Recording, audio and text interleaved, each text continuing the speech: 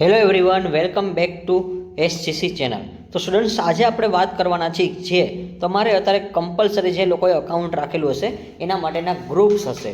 તો એ આપણે step by step હવે આપણે એડવાન્સ કોસ્ટ અકાઉન્ટિંગ છે એની અંદર આપણે વાત કરશું. યુનિટ 3 એમાં જે તમારે 2 મેથડ પૂછાય છે એ બંને મેથડ હું તમને કરાવી દઈશ. અને હા, એ જ ટાઈપના સમ તમારે આવશે.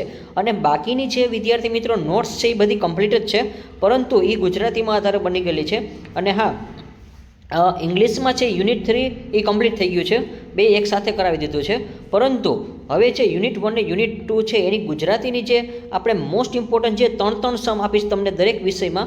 દરેક જે આ 9 સમ કરશો તો આ જ ટાઈપના તમારે જે પરીક્ષામાં સમ આવશે, અને આમાંથી એક આધા એ જ ટાઈપના જોવા મળશે.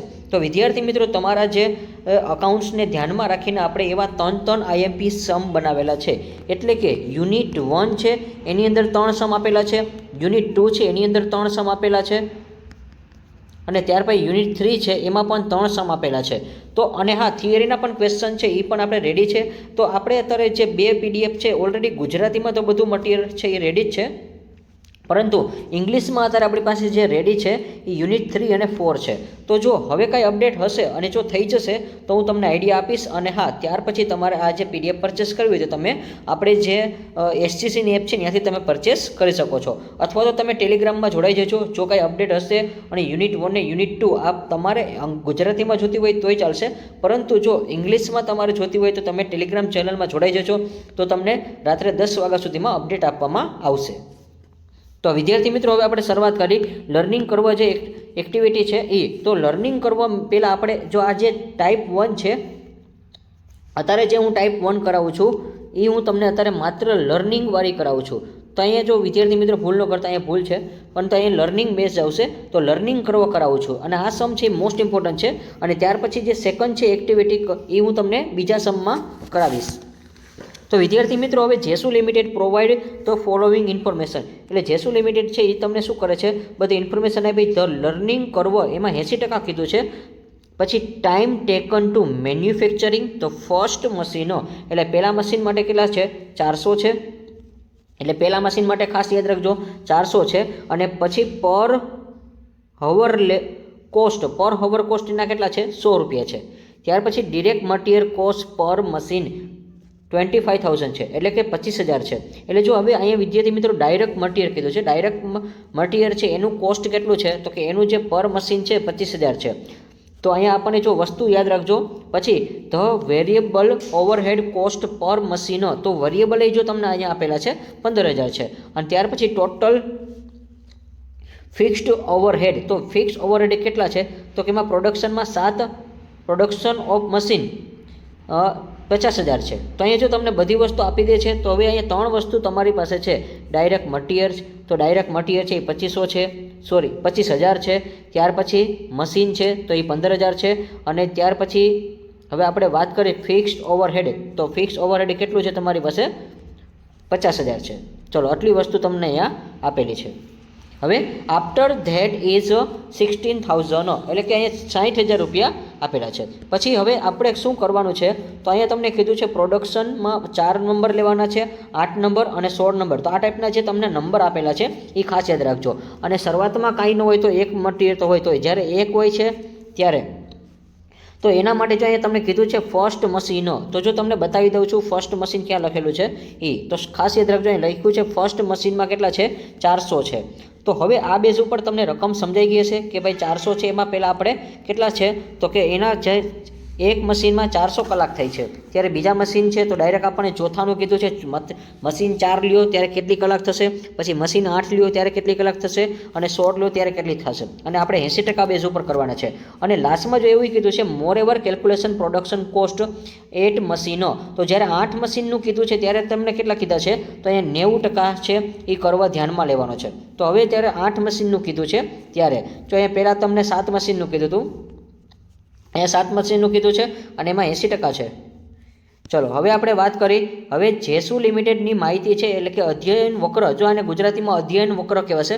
અધ્યયન વક્રનો દર 80% છે. પ્રથમ યંત્ર માટે જરૂરી કેટલી કલાક છે, 400 કલાક છે. એકમ દીઠ મજૂરીના 100 રૂપિયા છે. યંત્ર માલ સામાનમાં 25,000 છે. તો જો એ બધી વસ્તુ યાદ રાખજો, મજૂરીનો ખર્ચ કેટલો છે, કલાક દીઠ 100 રૂપિયા. અને માલ સામાન એટલે યંત્રમાં કેટલા છે 25,000 અને યંત્રથી ચલિત પરોક્ષ તો ચલિત પરોક્ષમાં 15,000 છે અને 7 યંત્રનું ઉત્પાદન થતાં સ્થિર ખર્ચ 50,000 છે. ત્યારબાદ 60,000 છે. તો 4 યંત્ર માટે 8 યંત્ર માટે અને 16 યંત્ર માટે ઉત્પાદન છે એ ગણતરી કરવાની છે અને આમાં અધ્યયન વક્ર છે 90%માં, જ્યારે 8 યંત્રની ઉત્પાદનની પડતર મેળવો તો તમારે છેલ્લે પહેલાં 80% વાળું ધ્યાનમાં લેવાનું છે અને 80%ની ગણતરી આવશે સેમ ટુ સેમ એવી જ 90%ની ગણતરી આવશે. તો સ્ટુડન્ટ્સ હવે આપણે શરૂઆત કરી. હવે અહીં લખ્યું છે અધ્યયન વક્રની અસર 80% લાગુ પડે ત્યારે જ અહીં લખેલું છે અધ્યયન વક્ર એટલે કે લર્નિંગ કર્વ 80%. તો અહીંયા આવું અંગ્રેજી થશે કે એનું જે લર્નિંગ કર્વ છે એ કેટલા છે તો કે એમાં જે કેલ્ક્યુલેટ કરવાનું છે 80%માં આપણે કરવાનું છે. લર્નિંગ કર્વ 80% કેલ્ક્યુલેશન તમારે ધ્યાનમાં લેવાનું છે. હવે જે આપણે અહીંયા પહેલાં યંત્રની ગણતરી કરી તો એમાં આપણે કલાક આપેલા હતા 400. તો જો અહીં તમને ઉપર 400 આપેલા છે સ્ટુડન્ટ્સ. હવે તમે જોઈ શકો છો અહીંયા 400 આપેલા છે. જો વિડીયો લાંબો ન થાય એટલે આપણે છે ઇંગ્લિશ છે એ તમને ઓલરેડી કહી જ દીધું છે. અહીંયા 400 આપેલું છે, અહીંયા લખી છે જો અહીંયા 400 છે, 400 અવર આપેલું છે. તો સ્ટુડન્ટ્સ હવે આપણે વાત કરી કે તમારી પાસે સમય ઓછો છે અને ત્યાર પછી આપણે રિવિઝન છે એ બહુ ઝાઝું કરવાનું હોય છે. તો હવે જો 400 છે તો આપણે 80% એ ધ્યાનમાં લેવાનું છે. તો અહીંયા બધું લખેલું છે ઇંગ્લિશમાં અમુક વસ્તુ. તો જો નંબર 1 પછી 2 પછી 3 તો આપણે આ ધારી લેવાનું હોય છે. હંમેશા તમારે જો આ ધારણા કરવાની છે અને ડબલ કરતું જવાનું છે કે પહેલાં એક મશીન હોય તો એકના ડબલ કેટલા થઈ જાય 2 થઈ જાય, 2ના ડબલ કેટલા થઈ જાય 4 થઈ જાય, 4ના ડબલ કેટલા થઈ જાય 8 થઈ જાય. તો તમને ઓલરેડી 4 8ની તો આપેલું છે અને 16 સુધી આપેલું હતું, પરંતુ આ જે કર્વ છે યુનિટ છે એ તમારે ધારી લેવાના, ડબલ જ કરવાના છે. હજી તમને આગળ કરવું હોય તો 32 થાય, પણ એટલી બધી બહુ લાંબી ગણતરી નહીં પૂછે. ચલો તો હવે તમારે પાસે પહેલી જ્યારે એક યુનિટ હોય છે ત્યારે તમારી પાસે કેટલા હતા 400. તો હવે તમારે 400ના 80% કરવાના છે સ્ટુડન્ટ્સ. તમે 400ના 80% કરશો એટલે તમને આન્સર મળશે 320. ત્યાર પછી તમારે 320 છે એના તમારે શું કરવાના છે હવે 80% કરવાના છે. શું કામ? કારણ કે ઉપર તમને 80% ઉપર કીધું હતું એટલે. તો જ્યારે તમારી પાસે 400 રૂપિયા હતા એના તમે પહેલાં 80% કર્યા 320 મળ્યા. હવે 320 છે એના તમારે 80% કરવાના છે એટલે 256 મળશે. ત્યાર પછી જે 256 છે એના 80% કરવાના છે એટલે સ્ટુડન્ટ્સ તમને કેટલા મળશે 204.8. અને ત્યાર પછી જે તમને ગણતરી કરશું આપણે તો સ્ટુડન્ટ હવે આપણે વાત કરી કે જે લાસ્ટમાં જે 204.8 મળ્યા છે એના 80% કરશો એટલે 163 મળી જશે. તો આઈ હોપ કે આજે તમને સરેરાશ સમય છે એ સમજાઈ ગયો હશે. એવરેજ ટાઈમ છે એ તમને બધાને ખબર પડે છે. કોમ્યુલેટિવ એવરેજ કહેવાશે, આને કહેવાશે અંગ્રેજીમાં કમ્યુનિટી એવરેજ ટાઈમ પર યુનિટ, કે એક યુનિટ બનાવવા માટે આટલો સમય લાગતો હોય છે. તો એ આપણે ફાઇન્ડ આઉટ કરવાનું છે. પછી હવે ટોટલ હોવર, તો આપણે ટોટલ કલાક ગણવા છે. તો ટોટલ કલાકમાં કાંઈ નથી સ્ટુડન્ટ્સ, આ જે 400 છે એને ગુણ્યા 1 કરો, 400 1 400 થઈ જશે. પછી 320 મળ્યા એને ગુણ્યા તમે 2 કરો એટલે તમને 640 મળી જશે. 256 છે એને ગુણ્યા તમે 4 કરો એટલે 1024 મળી જશે.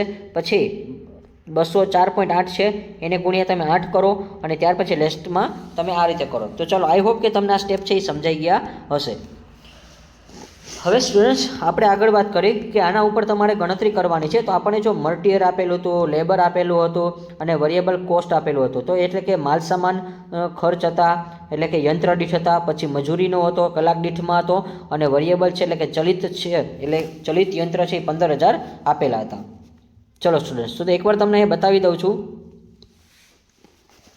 ચલો આ આપણને બધી વસ્તુ આપણને ખબર હોવી જોઈએ.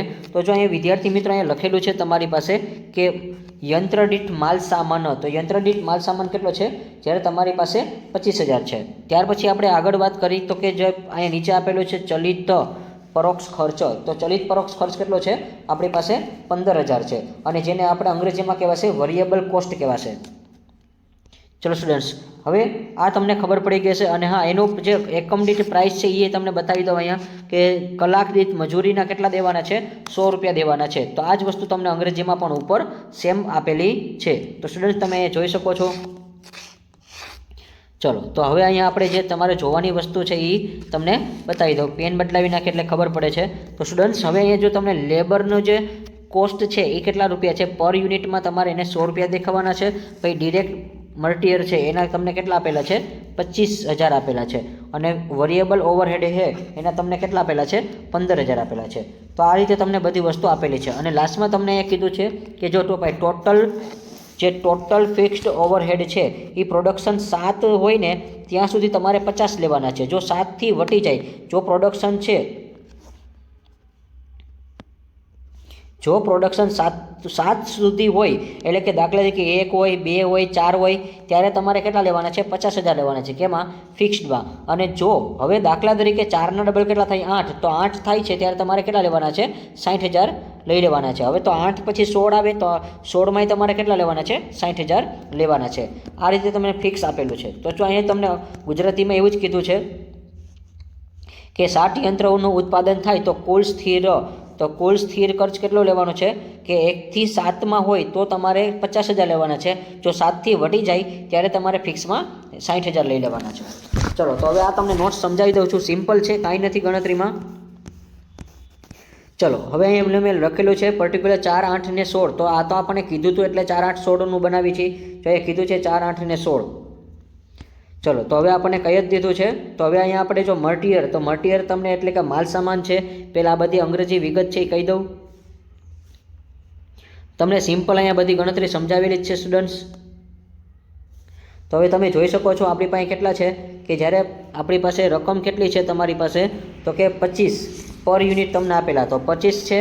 હવે એને ગુણ્યા તમારે આ 4 કરવાના છે, જે ઉપર આપેલા છે એ 4 કરવાના છે, પછી 8 કરવાના છે, પછી 16 કરવાના છે. એટલે તમને આન્સર છે એ માલ સામાન છે એ ખર્ચ મળી જશે યંત્ર દીઠ. પછી લેબરમાં, તો લેબરમાં સેમ જ છે. તમને 100 રૂપિયા આપેલા છે. તો લેબરમાં આપણે જે હવર શોધ્યું એટલે કે કલાક શોધ્યા, તો આપણે કયા કલાક શોધ્યા? જો અહીંયા ઉપર બતાવું. તો લેબરમાં આપણે જો 4ની સામે જે શોધ્યા નહીં, તો આ 4 હોય યુનિટ, એની સામે આપણે કેટલા છે? 1024. તો આ બેનો ગુણાકાર કરજો કેલ્સીમાં, એટલે જવાબ આવશે 1,02,400. ત્યાર પછી હવે તમારે ગુણાકાર કરવાનો છે 1638.4નો ગુણાકાર તમારે 8 સાથે આ રીતે કરવાનો છે. તો વિદ્યાર્થી મિત્રો તમને ખબર હોવી જોઈએ. તો જો તમારે અહીંયા જે છે 100માં ફેરવવાનું છે, કારણ કે અહીંયા તમને પ્રાઇસ આપેલી છે 100 રૂપિયા. ઉપર એવું કીધું હતું રકમમાં. ચલો, રકમમાં અહીંયા બતાવી દઉં છું કે તમને અહીંયા 100 રૂપિયા આપેલા છે ઓલરેડી. જો અહીંયા કીધું છે કે મજૂરીનો જે ખર્ચ છે એ 100 રૂપિયા લેખે ગણવાનો છે. ચલો, તો આપણે 100 રૂપિયા લેખે ગણતરી કરશું. તો કોની ગણતરી કરવાની છે 100 રૂપિયા લેખે? તો અહીંયા જે તમને 1024 મળ્યા છે, 1638.4 છે, અને 26, 21, 2621.44. આ ત્રણેય રકમનો ગુણાકાર તમારે 100 સાથે કરવાનો છે. ચલો, અહીંયા તમને ગણતરી આપેલી છે. ચલો, આઈ હોપ કે તમને આ બધું ખબર પડી ગયું હશે. ચલો સ્ટુડન્ટ્સ, બરાબર બધા લોકોને દેખાતું પણ હશે. ચલો, નેક્સ્ટના પછી જે વેરિયેબલ છે, તો હવે મજૂરી ખર્ચ પૂરું થઈ ગયું છે. મજૂરીમાં આપણે 100 રૂપિયા હતા પર કલાકના. હવે વેરિયેબલ કોસ્ટ છે એમાં આપણે યુનિટ આપેલા છે. તો યુનિટ કેટલા છે? 15,000. તો 15,000 રૂપિયામાં છે એમાં આપણે ગુણ્યા આ કયા કરવાના છે? આ 4 કરવાના, 8 કરવાના અને 16 કરવાના. એટલે નીચેની તમને ગણતરી મળી જાય. પછી આ ફિક્સ્ડ ઓવરહેડ છે એ તમને અહીંયા શરૂઆતમાં કીધું હતું કે ભાઈ 7 સુધીનું હોય ને તો 50,000 લેવાના છે. અને ત્યાર પછી તો જો હવે અહીંયા જે છે ને એ આપણે 50,000 લીધા છે. હવે અહીંયા જો 4 આવે છે, અહીંયા 8 આવે છે, અહીંયા 16 આવે છે. તો 4થી ઓછા હોય ને તો 50,000, 4 અને 7 સુધી હોય ને તો હવે અહીંયા તો શું થઈ જશે? 60,000 થઈ જશે. તો એ 60,000 શું કામ થઈ જશે? તો અહીં બતાવી દો સ્ટુડન્ટ્સ. જો અહીં ચોખ્ખું કીધું છે, અહીંયા તમને કીધું છે એટલા માટે કે 7 યંત્રનું ઉત્પાદન થાય ત્યાં સુધી તમારે કુલ સ્થિર એટલે કે ફિક્સ્ડ કહેવાશે. તો એને શું કહેવાશે? ફિક્સ્ડ ઓવરહેડ તમારે 50,000 લેવાના છે.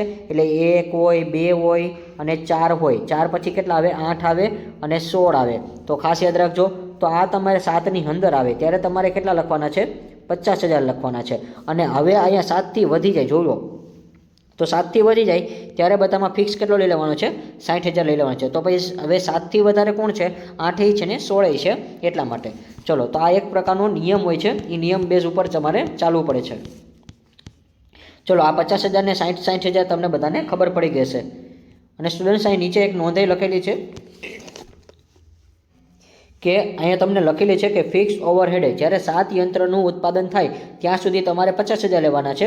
તો મેં તમને સિમ્પલ કહી દીધું છે કે 1 હોય, 2 હોય, 1, 2, 4 આ બધું ક્યાં સુધી આવે? 7ની અંદર આવે. એટલે આ બધા હોત તો આપણે 50,000 લખત, પરંતુ આ આપણી પાસે નથી. 7થી કેવા છે? વધારે છે. 8 અને 16 છે. તો 8 અને 16 હોય ત્યારે કેટલા લેવાના છે?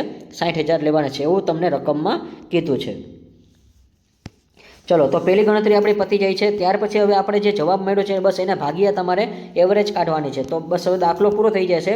બસ તમારે ખાલી ભાગાકાર કરી નાખો એટલા માટે પૂરું. તો અહીં તમને 12,400 છે, 5,43,840 છે, અને અહીંયા તમને બધી ખબર પડી ગઈ છે. તો અહીંયા જે 4, 8 ને ક્યાં લીધા છે, તો આનો જે સરવાળો છે ને એ લેવાનો છે. આ ત્રણેયનો સરવાળો છે, એમાં -4, -8 અને 16 કરવાના છે. એ તમને અહીંયા ઉપર યુનિટ આપેલા હતા, એટલે જો અહીંયા કીધું છે 4, 8 અને 16.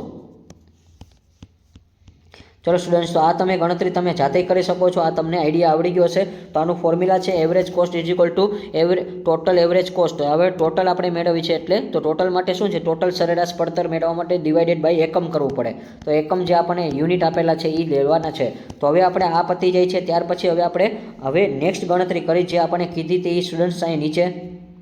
તો સ્ટુડન્ટ્સ અહીં જુઓ, અધ્યયન વક્ર 90% હોય છે ત્યારે 8 યંત્ર માટેનું ઉત્પાદન પડતર શોધો. તો હવે આપણે 8 માટેનું શોધવાનું છે.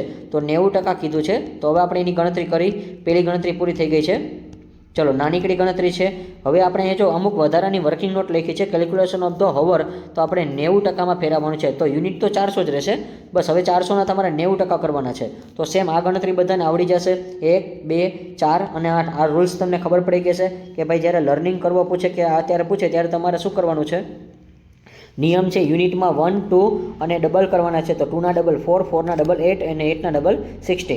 અને હા, આ જે 400 છે એ તો ઓલરેડી તમને આપેલા છે. હવે 400ના મેં 90% કર્યા એટલે તમને કેટલા મળી જાય છે, 360 મળી જાય છે. ત્યાર પછી તમને વાત કરું 360ના 90% કરો ને 324 મળી જાય. અને ત્યાર પછી વાત કરું 324ના 90% કરો એટલે આ તમને મળી જાય. પછી આ બેનો શું કરવાનો છે, ગુણાકાર કરવાનો છે. કોનો આ જે તમને મળ્યા એ 400 ગુણ્યા 1, 360 ગુણ્યા 2, 324 ગુણ્યા 4 અને 291.6 ગુણ્યા 8. આ રીતે તમે કરશો એટલે આ તમને જવાબ મળી જશે. સ્ટુડન્ટ્સ, હવે આગળ વાત કરું કે 8 યંત્રના ઉત્પાદન માટે સરેરાશ પડતરની ગણતરી. તો હવે જો 8 યંત્ર માટે કીધું છે, તો 8 યંત્ર માટે સેમ રૂલ્સ તો ઓનો જ આવશે. રકમ બેઠી એની જ લેવાની છે બધામાં. તો હવે ખાલી આપણે ગુણ્યા 8માં ફેરવવાનું છે. તો કઈ વસ્તુ આવશે એ તમને બતાવી દઉં. તો જો અહીંયા તમને મટીરિયલમાં પર યુનિટ તમને 25 તો આપેલા હતા, બસ એને તમારે 8માં ફેરવવાનું છે. પછી તમારે શું કરવાનું છે, આ 100 રૂપિયા આપેલા હતા, તો 100 રૂપિયાની સામે જે આપણને હવર મળ્યા હતા, તો એના તમારે એટલે કે 8 નિયમ પ્રમાણે, તો અહીંયા 8 આપેલા છે તો એની જોવાનું છે. ચલો, તો અહીંયા જે તમને 8 આપેલા છે એમાં તમારે આ ગણતરી કરવાની હોય છે. ચલો, તો અહીંયા જે 8 છે એની સામે કેટલા આવે છે, તો કે 2320. એટલે કે ભાઈ યુનિટ આપણને આપેલા છે. યુનિટ 80% એટલે વિદ્યાર્થી મિત્રો 8 જ આવર છે. તો એના તમારે 8 યુનિટ હોય છે. ત્યારે તમારે ટોટલ જે હવર છે, તો ટોટલ હવર છે એ આપણે ગણતરી કરવાની છે. ટોટલ હવર છે એ આપણે આ લેવાના છે 2332. હવે એને તમારે ગુણ્યા કરવાના હોય છે. તો કે એ તમારા 8 નિયમ પ્રમાણે છે. તો 8નો નિયમ છે એ તો ગુણ્યા તમારે પર પ્રાઇસ 100 રૂપિયા આપી હતી. ચલો, તો આ 100 રૂપિયા છે એ 2332.8 છે, એને ગુણ્યા તમારે 100 કરવાના છે. 1 કલાકના તમને 100 રૂપિયા મળતા હતા એટલા માટે. ચલો સ્ટુડન્ટ, તો માલ સામાન તમને મળી ગયો હશે. તો જો અહીંયા તમને આ ગણતરી ખબર પડી કે 25 છે, તો આ જે 25ની ગણતરી ઓલરેડી આપણે કરેલી છે. 25 તમારે ગુણ્યા 8માં ફેરવવાનું છે, અને 15 છે એ 2 ગુણ્યા 8માં ફેરવવાનું છે. અને ત્યાર પછી આ જે રકમ છે એ 3232 મેં ઉપર બતાવેલી છે, એમાં તમને 100 રૂપિયા આપેલું છે. ચલો, અહીંયા તમને બધું સમજાઈ જાય એવું છે. અને અહીંયા લખ્યું જ છે કે યુનિટ 8માં કુલ સમય જોતા. તો જો અહીંયા લખ્યું છે યુનિટ નંબર 8માં કુલ સમય જોતા. તો જો અહીંયા લખ્યું જ છે ગુજરાતીમાં, તો યુનિટ 8, આ યુનિટ 8 છે એમાં તમારો આ સમય છે, આ સમયને આધારે તમારે લેવાનું છે. ચલો, અને હવે ફિક્સ્ડમાં, તો ફિક્સ્ડમાં નિયમ હમણાં હતો એ જ આવશે વિદ્યાર્થી મિત્રો. તો અહીંયા તમારે જો હવે 8 કીધું છે, શું કીધું છે, હવે આપણે 8ની ગણતરી કરવાની છે, માત્ર ને માત્ર 8ની. તો હવે 8ની ગણતરી કરવાની હોય તો નિયમ શું હતો, જો 7ની અંદર હોય તો 50,000 લેવાના છે, અને 7થી વધી જાય તો હવે અહીંયા એકમ 8 છે એ તો વધી જ જશે, કારણ કે આ તો 7થી મોટા છે, તો તમારે 60,000 લેવાના છે. તો આ 60,000 ત્યાંથી આવ્યા છે, અહીંયા રૂલ્સ હતો એટલા માટે. સ્ટુડન્ટ્સ, અહીંયા તમને બતાવી દઉં છું કે રૂલ્સ હતો શરૂઆતમાં. જો અહીંયા તમને કીધું છે કે કુલ સ્થિર ખર્ચ 50,000 લેવાના છે. ક્યાં સુધી, 7 હોય ને તો. પણ જો ત્યારબાદ એટલે 7થી વધી જાય કોણ, 8 આવે, 16 આવે, 32 આવે, ત્યારે તમારે બધામાં કેટલા લેવાના છે, 60,000 લેવાના છે કુલ સ્થિરમાં. ચલો, આઈ હોપ કે એને અંગ્રેજીમાં આપણે બતાવી દઉં સ્ટુડન્ટ્સ. હવે તમને એમાં આઈડિયા આવી જાય. તો હવે જો અહીંયા કીધું જ છે ભાઈ કે એના જે મશીન છે એ 8થી હોય છે. પ્રોડક્શન 8નું કીધું છે, 90%માં કરવાનું છે. તો ઇંગ્લિશમાં અહીંયા લખેલું છે એ 7 મશીન હોય ત્યારે 50,000 કીધા છે, અને આફ્ટર એટલે 25 તમારે કેટલા લેવાના છે? 60 લેવાના છે. તો 1 હોય, 2 હોય, 4 હોય ત્યાં સુધી તમારે 50,000 લખવાના છે, કારણ કે 6 તો નહીં થાય, કારણ કે 4ના ડબલ ડાયરેક્ટ 8 જ થશે.